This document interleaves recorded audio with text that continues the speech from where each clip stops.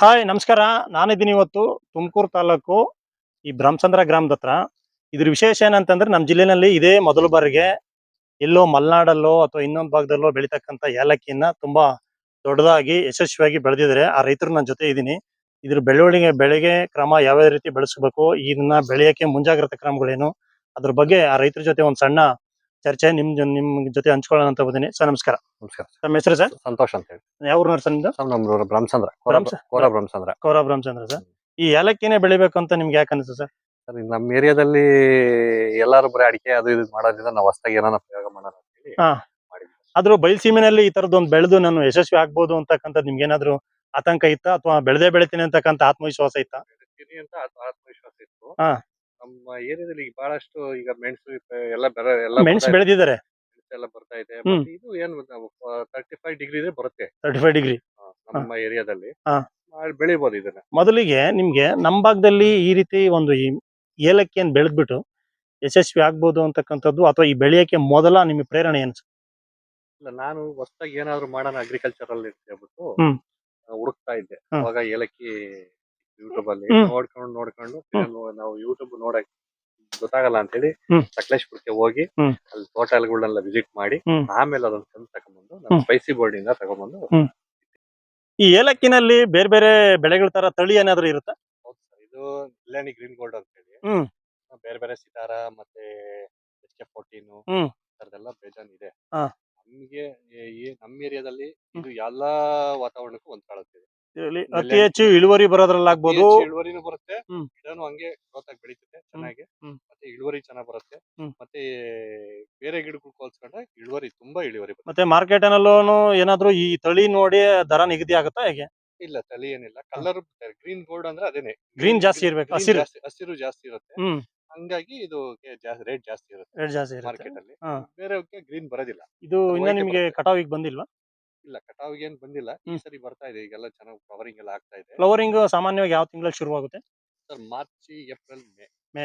ಮೇ ಕಟಾವಿಗೆ ಕಟಾವಿಗೆ ಜುಲೈಯಿಂದ ಸ್ಟಾರ್ಟ್ ಆಗುತ್ತೆ. ಜುಲೈ, ಆಗಸ್ಟ್, ಹೌದಾ? 13 ತಿಂಗಳು ಹಾರ್ವೆಸ್ಟಿಂಗ್ ಮಾಡ್ಬೇಕು. ಹ್ಮ್. ಹ್ಮ್. ಈಗೆಲ್ಲನ ಫ್ಲವರಿಂಗ್ ಸ್ಟಾರ್ಟ್ ಆಗುತ್ತೆ. ಹ್ಮ್. ಸ್ವಲ್ಪ ಚೆನ್ನಾಗಿ ಎಲ್ಲ ಇವಕ್ಕೆ ರೋಗಗಳೇನಾದ್ರು? ರೋಗಗಳು ಬರುತ್ತೆ. ಹ್ಮ್. ಇವಾಗ ಪೋಷಕಾಂಶಗಳು ಕಮ್ಮಿ ಆದ್ರೆ ಹ್ಮ್. ಸ್ವಲ್ಪ ಈ ತರ ಎಲೆ ಸಿಗೋದು ಈ ತರದೆಲ್ಲ ಆಗುತ್ತೆ ಗಿಡಗಳಿಗೆ. ಆಮೇಲೆ ಕೊಳೆ ರೋಗ ನಮ್ಮ ಬಯಲುಸೀಮೆಯಲ್ಲಿ ಅಷ್ಟೊಂದು ಕೊಳೆ ರೋಗ ಬಾಚಲ್ಲ. ಬಾಚಲ್ಲ. ಕೊಳೆ ರೋಗ ಏನ್ ಬರೋದಿಲ್ಲ. ಹ್ಮ್. ಮತ್ತೆ ಬೇರೆ ಡಿಸೀಸ್ ಎಲ್ಲ ಬರುತ್ತೆ. ಹ್ಮ್. ಸ್ವಲ್ಪ ಸ್ಪ್ರೇ ಮಾಡ್ತೀನಿ ಅಷ್ಟೇ, ನಾನು ಜಾಸ್ತಿ ಏನ್ ಮಾಡಿಲ್ಲ. ಹ್ಮ್. ನಾನು ನೀಮ್ ಆಯಿಲ್ ಈ ತರದ ಯೂಸ್ ಮಾಡ್ತೀನಿ. ಗೊಬ್ಬರನ ನಾನು ಒಂದು 2 ಟೈಮ್ಸ್ ಕೊಟ್ಟಿದ್ದೀನಿ ಅಷ್ಟೇ, ಜಾಸ್ತಿ ಕೊಟ್ಟಿಲ್ಲ. ಹ್ಮ್. ಮತ್ತೆ ಕಾಂಪೋಸ್ಟ್ ಕೊಟ್ಟಿದ್ದೀನಿ. ಹ್ಮ್. ಕೊಟ್ಟಿಗೆ ಗೊಬ್ಬರ, ಹ್ಮ್. ಕೋಳಿ ಗೊಬ್ಬರ, ಹ್ಮ್. ಕೊಟ್ಟಿಗೆ ಗೊಬ್ಬರ ಹ್ಮ್. ಇದೆಲ್ಲ ಕಾಂಪೋಸ್ಟ್ ಮಾಡಿ ಕೊಟ್ಟಿದ್ದೀನಿ. ನೀರೆಲ್ಲ ಡ್ರಿಪ್ ಅಲ್ಲೇ ಬಿಟ್ಟಿದ್ರೆ ಅಥವಾ ಒಂದ್ ಕಡೆಯಿಂದ ಹಾಯಿಸ್ಕೊಂಡ್ರೆ? ಮೈಕ್ರೋ ಸ್ಪ್ರಿಂಕ್ಲರ್ ಮಾಡಿದ್ದೀನಿ. Micro sprinkler. ಮೈಕ್ರೋ ಸ್ಪ್ರಿಂಕ್ಲರ್ ಅಲ್ಲಿ ಎಲ್ಲ ಕಡೆ ಸ್ಪ್ರೇ ಆಗುತ್ತೆ ಚೆನ್ನಾಗಿ. ಹ್ಮ್. ಮತ್ತೆ ವಾತಾವರಣ ನಮ್ಗೆ ಈ ಟೆಂಪರೇಚರ್ ಅಲ್ಲಿ ಹ್ಮ್. ಹೊರಗಡೆ ಟೆಂಪರೇಚರ್ಗಿಂತ ಇಲ್ಲಿ ಒಂದು 3-4 ಡಿಗ್ರಿ ಕಮ್ಮಿ ಆಗುತ್ತೆ. ಹ್ಮ್. ಮೈಕ್ರೋ ಸ್ಪ್ರಿಂಕ್ಲರ್ ಹಾಕೋದು. ಹ್ಮ್. ಡ್ರಿಪ್ ಇರಿಗೇಷನ್ ಅಲ್ಲಿ ನಾವು ಕೊಡಕ್ ಆಯ್ಸಕ್ಕಾಗಲ್ಲ, ಮಾಡಕ್ಕಾಗಲ್ಲ. ಏಲಕ್ಕಿನ ಮಾಡಕ್ಕಾಗಲ್ಲ ಡ್ರಿಪ್ ಇರಿಗೇಷನ್. ಹ್ಮ್. ಆಮೇಲೆ ವಾತಾವರಣನೂ ಈ ಟೆಂಪರೇಚರ್ಗೆಲ್ಲ ಇದಾಗುತ್ತೆ. ಇಲ್ಲಿ ನೋಡ್ರಪ್ಪ, ಏಲಕ್ಕಿ ಅಂದ್ರೆ ಎಲ್ಲೋ ಗಿಡದ ತರ ಮಾಮೂಲಿ ಯಾವ್ದೋ ಸೀಬೆಕಾಯಿ ತರ ಬಿಡುತ್ತೆ ಅಂತ ಅನ್ಕೊಳ್ಬೇಡ್ರಿ. ಇದು ಬುಡದಲ್ಲಿ ಬಿಡ್ತಕ್ಕಂತ ಏಲಕ್ಕಿ. ಏಲಕ್ಕಿ ಹೂ ಈಗೆಲ್ಲ ಫ್ಲವರಿಂಗ್ ಬಂದಿದೆ, ಕಾಯಿ ಕಟ್ತಾ ಇದೆ. ಇದೇನಾದ್ರೂ ಕಾಯೆಲ್ಲ ಬಿಡಿಸ್ಕೊಳ್ಳೋದು ಈ ತರ ಕೆಳಗಡೆಗೆ ಬುಡದಲ್ಲಿ ಹೊಡಿತೈತಿ. ಇದು ಈ ಬುಡದಲ್ಲಿ ಬಂದಿರ್ತಕ್ಕಂಥದ್ದನ್ನ ಇವರು ಫ್ಲವರಿಂಗು ಇವಕ್ಕೆಲ್ಲಾನ ಕಟಾವ್ ಮಾಡ್ಕೊಳ್ಳೋದೆಲ್ಲ ಇಲ್ಲೇ. ಹೇಳಿ, ಇದು ಈ ಯಾವ ಸ್ಟೇಜ್ ಅಲ್ಲಿ ಇದೆ, ಇದು ಯಾವ ಹಂತದಲ್ಲಿ ಇದೆ? ಇದು ನೋಡಿ, ಇಲ್ಲಿ ಬರುತ್ತೆ ನೋಡಿ. ಹ್ಮ್. ಈ ತರ ಒಂದೊಂದ್ರಲ್ಲಿ 4-5 ಬರ್ತೈತಿ. ಫ್ಲವರಿಂಗ್ ಫ್ಲವರಿಂಗ್ 1 ಮೀಟರ್ ವರೆಗೂ ಇಲ್ಲಿವರೆಗೂ ಬರುತ್ತೆ. ಇನ್ನ ಬೆಳೆಯುತ್ತಾ ಇದು? ಇನ್ನ ಬೆಳೀತಾ ಇರುತ್ತೆ. ಹಾ. ಎಲ್ಲ ಬರ್ತಾ ಇದೆ. ಒಂದು ಕಂದಲ್ಲಿ ಎರಡು ಬರ್ತೈತಿ ಈ ತರದ್ದು. ಓಕೆ. ಒಂದು ಕಂದಲ್ಲಿ. ಹ್ಮ್. ಇದು ನಮ್ಗೀಗ ಆಕ್ಚುಲಿ ಒಂದು 40-50 ಕಂದಿದೆ. ಇದ್ರಲ್ಲಿ 1 kg ಬರುತ್ತೆ. ಒಂದು ಕಂದಲ್ಲಿ 1 kg? ಅಲ್ಲ, ಒಂದು ಗಿಡ, ಇದೊಂದು ಗಿಡ ಅಷ್ಟೇ. ಇದು ಕಂದು. ಈ ಕಂದಲ್ಲಿ ಟೋಟಲ್ ಆಗಿ ಈಗ ಒಂದು 40-50 ಇತ್ತು. 50 1 kg ಬರುತ್ತೆ. 1 kg ಈಗ ಮಾರ್ಕೆಟ್ ಅಲ್ಲಿ ಏನ್ ರೇಟ್ ಇದೆ ಸರ್? ಈಗ 4000 ಇದೆ 1 kg. ಹೋಲ್ಸೇಲ್ ಅಲ್ಲಿ ಕೇಳಿದ್ರು, ಹ್ಮ್. 4000 ಹೇಳಿದ್ರು. ಹ್ಮ್. ಇನ್ನೂ ಜಾಸ್ತಿ ಆಗಿದೆ ಅಂತಂದ್ರು. ಹ್ಮ್. ಮತ್ತೆ ಹೋಲ್ಸೇಲ್ ಮಾರ್ಕೆಟ್ ಅಲ್ಲೆಲ್ಲ ಸಕಲೇಶ್ಪುರದಲ್ಲೆಲ್ಲ 3000 ಚಿಲ್ಲರೆ ಇದೆ, 3000 ಇದೆ. ಈಗ ನಾಟಿ ಮಾಡ್ಬೇಕಾದ್ರೆ ಇದೇ ತರದ್ ಒಂದ್ ಕಂದ್ ಹಾಕೋದಷ್ಟೇನಾ? ಒಂದ್ ಕಂದ್ ಅಷ್ಟೇ. ಈಗ ಒಂದ್ ಕಂದ್ ಇದೊಂದ್ ಕಂದ್ ತೆಗೆದು ಒಂದ್ ಕಂದ್ ಹಾಕೋದಷ್ಟೇನೆ. ಹ್ಮ್ ಇದ್ರಲ್ಲಿ ಸಕ್ಕರೆ ಬರುತ್ತೆ, ಒಂದ್ ಸಣ್ಣ ಕಂದ್ ಬರುತ್ತೆ. ಹ್ಮ್ ಅದ್ ಇರ್ಬೇಕು ಅದನ್ನ. ಹಾ. ಆ ಟೈಮಲ್ಲಿ ಆಗಸ್ಟ್ ತಿಂಗಳಲ್ಲಿ ಬರುತ್ತೆ. ಹ್ಮ್. ಆ ತಿಂಗಳಲ್ಲಿ ಹಾಕ್ಬೇಕು ಅವ್ರು. ಹಾ ಹಾ ಜೂನ್ ಜುಲೈ ಆಗಸ್ಟ್ ಒಳ್ಳೆ ಟೈಮ್ ಇದಕ್ಕೆ ನೆಡಕ್ಕೆ. ಹಾ ಹಾ ಹಾ. ಇವೆಲ್ಲ ನೋಡ್ರಿ, ಇವೆಲ್ಲ ಹೊಸ ಕಂದುಗಳಿದೆ. ಹೊಸ ಕಂದ್ ಓಕೆ. ಈ ಹೊಸ ಕಂದಲ್ಲ ನೋಡ್ರಿ, ಇನ್ನೂ ಒಂದ್ 3 ತಿಂಗಳಾಗಿದೆ ಅಷ್ಟೇ ಇದಕ್ಕೆ. ಹ್ಮ್ ನೋಡ್ರಿ ಇದಾಲೆ ಕಂದ್ ಇಲ್ಲಿ ಬಂದಿದೆ ನೋಡಿ, ಇದ್ರ ಹೊಸ್ತ ಹೊಡೆಯುತ್ತೆ. ಹೊಸ್ದಾಗ್ ಬಂದಿದೆ. ಇದು ಕಟಾವ್ ಮಾಡ್ಕೊಂಡೋಗ್ಲು ಇವೇನ್ ಕಂದಾಗಲ್ಲ, ಮತ್ತೆ ಇಸ್ತಾರ ಹೊಡ್ಕೊಳ್ತಾ ಹೋಗುತ್ತೆ ಬಾಳೆ ಗಿಡ ತರ. ಹೊಡ್ಕೊಳ್ತಾ ಹೋಗುತ್ತೆ. ಈಗ ಇದು ಫ್ಲವರಿಂಗ್ ಇದು ಹಾರ್ವೆಸ್ಟಿಂಗ್ ಎಲ್ಲ ಮುಗಿದ್ಮೇಲೆ ಇದೆ, ಏಲಕ್ಕಿ ಎಲ್ಲ ಹ್ಮ್. ಮುಗಿದ್ಮೇಲೆ ಹ್ಮ್. ಮತ್ತೆ ಇದನ್ನೇನ್ ಮಾಡ್ತೀವಿ, ಎಲ್ಲ ಮುಗಿದ್ಮೇಲೆ ನವೆಂಬರ್ ತಿಂಗಳಲ್ಲಿ ಇದನ್ನೆಲ್ಲ ಕಟ್ ಮಾಡ್ತೀವಿ, ಹ್ಮ್. ತೆಗೆದ್ ಬಿಡ್ತೀವಿ ಇದೆಲ್ಲ. ಹ್ಮ್. ಹೊಸದಾಗಿ ಅಷ್ಟೊಂದ್ ಕಲೆ ಬೊಕ್ಕಲ್ಲಿ ಬಂದಿರುತ್ತೆ, ಬೇರೆ ಬರುತ್ತೆ, ಬೇರೆ ಅಲ್ಲ ಹೊಡಿತಾ ಇರುತ್ತಲ್ಲ. ಹೊಡಿತಾ ಇರ್ತದೆ. ಹ್ಮ್. ಇದು ಕಂದಲ್ಲ, ಇದು ಇರುತ್ತೆ ಫ್ಲವರಿಂಗ್. ಫ್ಲವರಿಂಗ್ ಜಾಸ್ತಿ ಫ್ಲವರಿಂಗ್. ಈಗ ಎಷ್ಟ್ ಎಕರೆಲ್ ಹಾಕಿದ್ರಿ ಇದು? ಎಕರೆನಾ ಅಥವಾ ಕುಂಟೆಲ್ ಲೆಕ್ಕಲ್ಲ? ನಾವಿದು ಎಕರೆ ಇದು ತೆಂಗಿನ ಗಿಡದಲ್ಲಿ ಮಾಡಿರೋದು ಇದು. ಹ್ಮ್. ತೆಂಗಿನ ಗಿಡದಲ್ಲಿ 30 ಇದೆ. ಹ್ಮ್. ಅದರಲ್ಲಿ ತೆಂಗಿನ ಗಿಡದಿಂದ ಬುಡದಿಂದ 10 ಅಡಿ ಬಿಟ್ಬಿಟ್ಟು ಹ್ಮ್. ಮಧ್ಯದಲ್ಲಿ 9 ಅಡಿ ಬರುತ್ತೆ. ಹ್ಮ್. 9 ಅಡಿ ಲೈನ್ ಮಾಡ್ಕೊಂಡು ಹಿಂಗ್ಲ 9 ಅಡಿ ಹಿಂಗ್ 9 ಅಡಿ ಮಾಡ್ಕೊಂಡು ಹ್ಮ್. ಮಧ್ಯದಲ್ಲಿ ತೆಂಗಿನ ಗಿಡ ಏನು ಬೀಳ್ದಲೆ ತರ ಮಾಡ್ಕೊಂಡಿದೀವಿ. ಹ್ಮ್.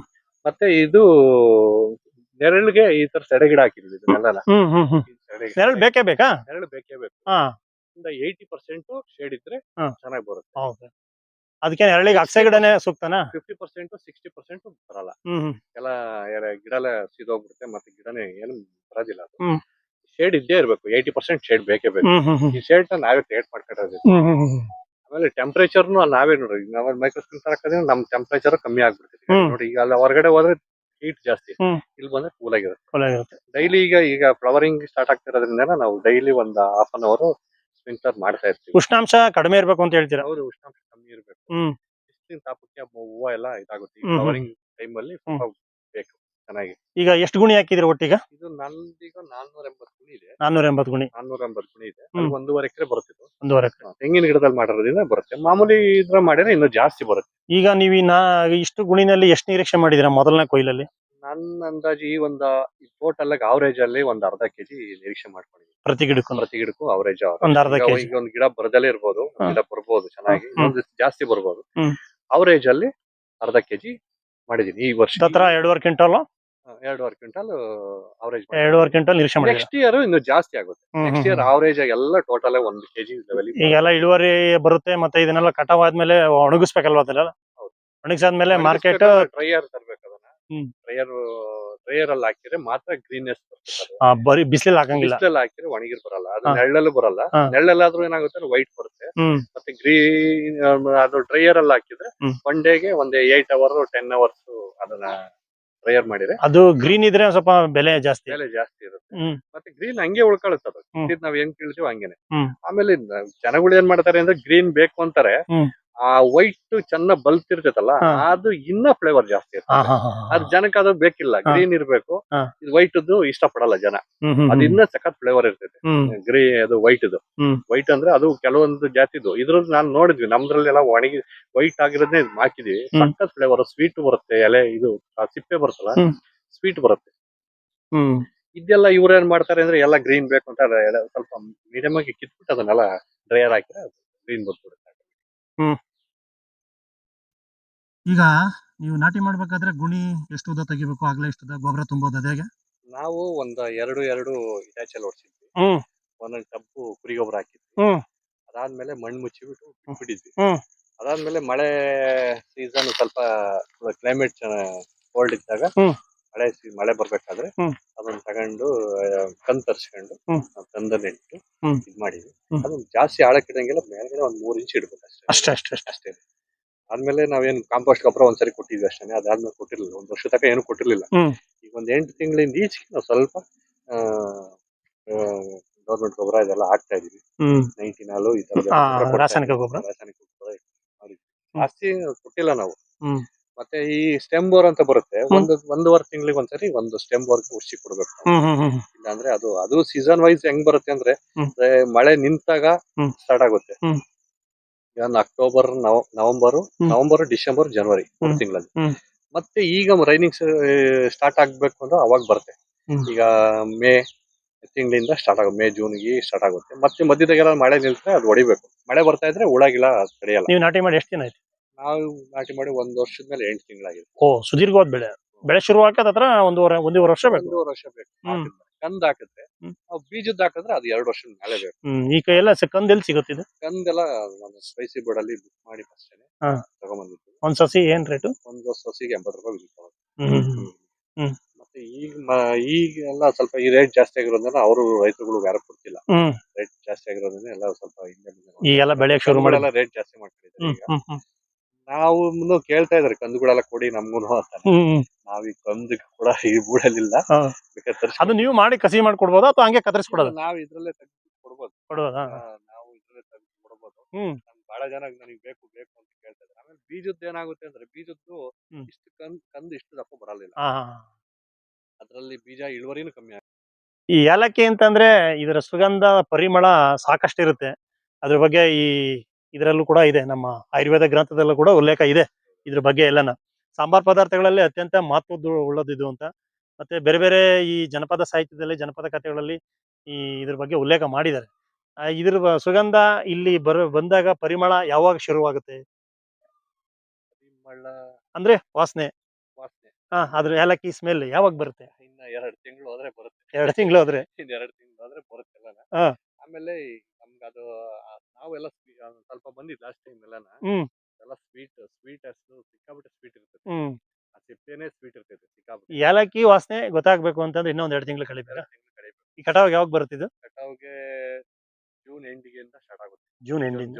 ಜುಲೈ ಫಸ್ಟ್ ವೀಕಿಂದ ಸ್ಟಾರ್ಟ್ ಆಗುತ್ತೆ ಹ್ಮ್. ಹ್ಮ್. harvesting. ಹ್ಮ್. ಹ್ಮ್. ಅದು 4-5 ಹಂತದಲ್ಲಿ ಒಂದೇ ಸರಿ ಬರಲ್ಲ. ಬರಲ್ಲ. ಒಂದ್ ಮೊಗ್ಗು ಬಂದಂಗ್ ಅಂತ ಈಗ ಯಾವ ತರ ಮಗ್ ಕೊಡ್ತಿದ್ಯೋ ಹೊಡಿತಾ ಇದೆಯೋ ಅದನ್ನೆಲ್ಲ 2 ತಿಂಗಳು 3 ತಿಂಗಳು ಹ್ಮ್. ಹಾರ್ವೆಸ್ಟಿಂಗ್ ಅದೇ ಹಂತವಾಗಿ ಬರುತ್ತೆ. ಹಂತವಾಗಿ ಮಾಡ್ಬೇಕು. ಹ್ಮ್. ಅದನ್ನು ಜಾಸ್ತಿ ವೈಟ್ ಆಗಿರೋದನ್ನ ಕಿತ್ರು ಹ್ಮ್. ಅದು ವೈಟ್ ಆಗುತ್ತೆ. ಅದು ಹ್ಮ್. ಸ್ವಲ್ಪ ಗ್ರೀನ್ನೆಸ್ ಇರೋದು ಹ್ಮ್. ಬಲ್ತಿರಾ ಅಂತ ನೋಡಿ ಕೀಳ್ಬೇಕು. ನೋಡಿ ಕೀಳ್ಬೇಕು ಅದನ್ನ. ಹ್ಮ್. ಈಗ ನಾವು ಬಹಳಷ್ಟು ಸ್ಪಾಟ್ಗಳನ್ನೆಲ್ಲ ವಿಸಿಟ್ ಮಾಡಿ ಹಾ. ಅದ್ರ ಅನುಭವ ಪಡೆದಿ ಹಾ. ಆಮೇಲೆ ನಾವು ಈಗ ಅದ್ರ ಬಗ್ಗೆ ತಿಳ್ಕೊಂಡಿರೋದಕ್ಕೆ ಹ್ಮ್. ಸರಿ. ನಮ್ಗೆ ಇವೆಲ್ಲ ಏನಾಗುತ್ತೆ ಅಂದ್ರೆ ಹ್ಮ್. ನಮ್ಗೆ ಇಲ್ಲಿ ಎಲ್ಲಾ ಕಡೆಗೂ ಬೆಳೆಯೋದ್ರಿಂದನ ಹ್ಮ್. ಗೊತ್ತಾಗ್ತೈತೆ. ಹ್ಮ್. ಬೇರೆ ಕಡೆ ಎಲ್ಲೂ ಈಗ ಇಲ್ಲಿ ನಮ್ಮ ಏರಿಯಾದಲ್ಲಿ ಇಲ್ಲಿ ಯಾರು ಬೆಳೆದಿಲ್ಲ. ಹ್ಮ್. ಹಂಗಾಗಿ ನಾವೆಲ್ಲ ಸಕಲೇಶ್ಪುರ ಅಲ್ಲೆಲ್ಲ ಹೋಗಿ ಅಲ್ಲೊಬ್ರು ಧರ್ಮರಾಜ್ ಅಂತ ಇದ್ದಾರೆ. ಹ್ಮ್. ಅವರು ಮತ್ತೆ ಹರ್ಷ ಅಂತ ಇದ್ದಾರೆ. ಹ್ಮ್. ಹರೀಶ್ ಅಂತ ಇದರಲ್ಲಿ ಸ್ಪೈಸಿ ಬೋರ್ಡಲ್ಲಿ ಹ್ಮ್. ಅವ್ರ ಮಾಹಿತಿ ತಗೊಂಡು ನಾನು ಸ್ವಲ್ಪ ಇದನ್ನೆಲ್ಲ ಮೇಂಟೈನ್ ಮಾಡ್ತಾ ಇದ್ದೀನಿ. ಅವ್ರ ಕಡೆಯಿಂದನೇ ಹ್ಮ್. ಒಂದ್ ಸ್ವಲ್ಪ ತಿಳ್ಕೊಂತೀನಿ. ಅವ್ರ ಕಡೆ ಏನೋ ಹಿಂಗ್ ಪ್ರಾಬ್ಲಮ್ ಆಯ್ತು ಅಂದ್ರೆ ಹ್ಮ್. ಅವ್ರ ಕಡೆಯಿಂದ ಫೋನ್ ಮಾಡಿ ತಿಳ್ಕೊಂತೀನಿ. ಈ ದಿನಕ್ಕೆ ಎಷ್ಟು ವೆಚ್ಚ ಆಗಿದೆ ಇಷ್ಟಕ್ಕೆ ಈ ಹಂತ? ನಾನು ಖರ್ಚು ಮಾಡಿದ್ದು ಗೊತ್ತಿಲ್ಲ ನನಗೆ. ಹ್ಮ್. ಏನು ಲೆಕ್ಕ ಇಟ್ಟಿಲ್ಲ. ಇಟ್ಟಿಲ್ಲ. ಹ್ಮ್. ಆಗಿದೆ, ಜಾಸ್ತಿನೇ ಖರ್ಚಾಗಿದೆ. ಒಂದು 10 ಲಕ್ಷ ಆಗಿದೆಯಾ? ಅಷ್ಟೊಂದಿಲ್ಲ ಸರ್. ಹಾ. ಅಷ್ಟೊಂದೇನು ಖರ್ಚಾಗಿಲ್ಲ. ಹಾ. 4 ಲಕ್ಷ ಅಷ್ಟೇನಾ? 4 ಲಕ್ಷ ಖರ್ಚಾಗಿದೆ. ಹ್ಮ್. ನಾವು ಖರ್ಚನ್ನ ಹೇಳ್ಬೋದು ಜಾಸ್ತಿನೇ. ಹೇಳೋದ ಅವಶ್ಯಕತೆ ಇಲ್ಲ. ಏನಂದ್ರೆ ನಮ್ಗೆ ಸ್ಟಾರ್ಟಿಂಗ್ ಎಲ್ಲ ಕುರಿ ಗೊಬ್ಬರ ಅದು ಹಾ. ಇದು ಎಲ್ಲ ಹಾ. ಖರ್ಚು ಬಂತು. ಹಾ. ಮತ್ತೆ ಇದು ನಮ್ಗೆಲ್ಲ ಹೊಸದಾಗಿ ಅಂದ್ರೆ ಇದು ಹುಲ್ಲೆಲ್ಲ ಇದ್ರಲ್ಲ ಆಳುಗಳ ಮುಖಾಂತರನೇ ಕೀಳ್ಬೇಕಿದೆ. ಹ್ಮ್. ಹ್ಮ್. ಗರಿ ಕುಯ್ಬೇಕು. ಆಮೇಲೆ ಕ್ಲೀನ್ ಮಾಡ್ಬೇಕು ಬುಡನೆಲ್ಲ ನೀಟಾಗಿ. ನೋಡಿ ಮಲ್ಚಿಂಗ್ ಮಾಡ್ಬೇಕಿದ್ದಾರೆ. ಅದೆಲ್ಲ ಮಲ್ಚಿಂಗ್ ಮಾಡಿ ಹ್ಮ್. ನೋಡಿ ಬೇರೆ ಕಡೆಗೆಲ್ಲ ಈಗ ನಾವು ಇದೇ ಶೆಡೆನ ಕಟ್ ಮಾಡ್ತೀವಿ. ಇದನ್ನೇ ಶೆಡರ್ ಅಲ್ಲಿ ಹೊಡೆದ್ಬಿಟ್ಟು ಪುಡಿ ಮಾಡ್ಬಿಟ್ಟು ಹ್ಮ್. ಎಲ್ಲ ಆಡ್ಬಿಡ್ತೀವಿ ಬೇಸಿಗೆ ಬಂದಾಗ. ಹೊಸದಾಗಿ ಈ ಏಲಕ್ಕಿ ಬೆಳಿಬೇಕು ಅಂತಕ್ಕಂತ ರೈತರಿಗೆ ನಿಮ್ ಸಂದೇಶ? ಬೆಳೀರಿ. ಹ್ಮ್. ಆದ್ರೆ ವಾತಾವರಣ ನೋಡ್ಕೊಂಡು ಹ್ಮ್. ಬೆಳೀರಿ. ಹ್ಮ್. ಆಮೇಲೆ ಸುಮ್ನೆ ಯಾರ ಬೆಳಿತಾರೆ ಕುತೂಹಲ ಜಾಸ್ತಿ. ಹ್ಮ್. ಏಲಕ್ಕಿ ಬೆಳೆದವ್ರೆ ನಾನು ಬೆಳಿಬೇಕು ಅಂತ. ಹ್ಮ್. ಹ್ಮ್. ಅದೇ ಸುಮ್ನೆ ಬೆಳಿತೀನಿ ಅಂತ ಬೆಳಿಬೇಕು. ಹ್ಮ್. ಇಂಟ್ರೆಸ್ಟ್ ಫಸ್ಟ್ ಹಾಕಿದಾಗಲಿಂದ ಕೊನೆವರೆಗೂ ಇರ್ಬೇಕು ಅದು. ಹ್ಮ್. ಹ್ಮ್. ಹ್ಮ್. ಅವಾಗ ಅದು ಬೆಳೆ ಬರಕ್ಕೆ ಸಾಧ್ಯ ಆಗ್ತೈತಿ. ಹ್ಮ್. ನಾವು ಅಷ್ಟೇ. ನಾವು ಹಾಕಿದ್ಮೇಲೆ ನಮ್ಗೆ ಜನಗಳು ನೋಡ್ಬಿಟ್ರೆ ಹ್ಮ್. ಏನ್ ಹಿಂಗ್ ಬೆಳೆದಾನೆ ಏನೋ ಅನ್ನೋರು. ಹ್ಮ್. ಈಗ ನೋಡಿ ಅವರೇ ಬಂದು ಖುಷಿ ಪಡ್ತಾರೆ. ಎಲ್ಲ ನೋಡುಗರ ಸಂಖ್ಯೆ ಜಾಸ್ತಿ, ವೀಕ್ಷಕರ ಸಂಖ್ಯೆ ಜಾಸ್ತಿ. ಒಡಗೋದಂಗಿತ್ತು ಫಸ್ಟ್. ಹಾ. ಆಗ್ಬೇಕು ಇದೆಲ್ಲ ನಮ್ಮ ಏರಿಯಾದ ಬರಲ್ಲ ಅಂದವರು ಇವತ್ತು ನಮ್ಮ ತೋಟಕ್ಕೆ ಬಂದು ನೋಡಿ ಹ್ಮ್. ಚೆನ್ನಾಗಿ ಬೆಳೆದೈತೆ ಚೆನ್ನಾಗಿ ಬಂದೈತೆ ಅಂತ ಬೇರೆ ಕಡೆ ಎಲ್ಲ 10,000 ಜನ ಕೇಳ್ತಾರೆ. ಹಾ. ಆ ತರ ಹೇಳೋದು ರೈತರುಗಳಿಗೆ ಮಾಡ್ರಿ. ಶ್ರಮ ವಹಿಸಿ ಹ್ಮ್. ನಾವು ಮಾಡ್ಬೇಕು ಅಂತ ಮಾಡಿ. ಸುಮ್ನೆ ನಾನು ಏಲಕ್ಕಿ ಹಾಕ್ತೀನಿ ಅಂತ ಹಾಕ್ತಾರೆ.